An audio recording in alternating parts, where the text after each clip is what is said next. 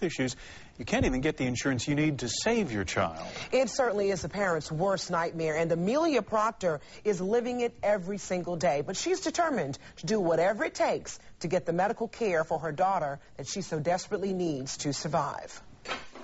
Alexis Proctor helps her mom in the kitchen, but it can be a chore for this 19-year-old. Last fall, she got violently ill while being treated for a bacterial infection.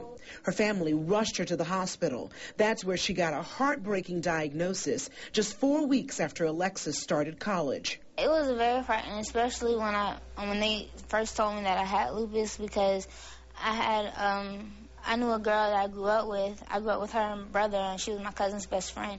She died from lupus. So automatically I thought, oh wow, I'm going to be just like her. The news was coming fast, and none of it was good. I heard before the end of the night, your daughter's going to PCU, and before morning, she'll be on dialysis.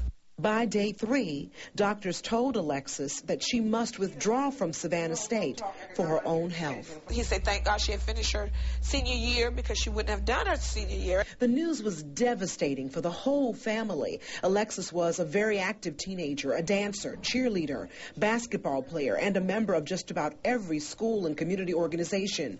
But lupus has taken all of that away. Some days it's hard to even breathe. I can't walk because it feels like my feet are like walking on needles, and my hands, I can't even bend them. Like they'll just stay like this, and I have to try and move them together. I have like a really bad headache. It's frustrating. What's even more frustrating, Alexis and her mother don't have any health insurance. They were covered by the teen's father's insurance until he quit his job and the parents divorced. Even though Amelia has a full-time job, because of her own health issues, the insurance company won't cover her. She tried to find some affordable insurance for her daughter, but Alexis got sick before she could.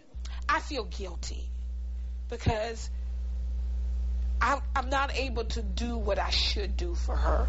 But that guilt has this mom even more determined to do what's right for her daughter, writing letters and making phone calls to just about every agency that might be able to help.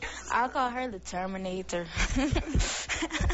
I thank her a lot. Like, without her, I'd probably be at ground zero.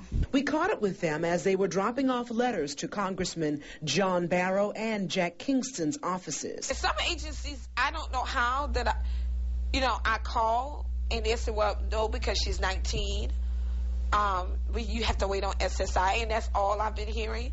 Now, if she had a child or her kidneys fail in between time, she can get everything. It made me really mad, and I'm like, I did everything. Like, I'm not supposed to have a child. It's a constant fight every day as more and more medical bills roll in. The Social Security Administration told them that there is a backlog, and it could take 18 months before the family knows if they are approved for any coverage. And my mom and my family, they just push me to keep going. Sometimes I feel like giving up, and they're like, why? God brought you this far, why stop now? And with all of them pulling together, they are hoping for a miracle, because Alexis is scheduled for a biopsy next month. They've already had to postpone it because they didn't have the money. They've already accumulated well over $10,000 in medical bills. If you'd like to help, you can make a donation at any Wachovia bank to the Alexis Proctor Benefit Fund, or go to WTOC.com and look for this story.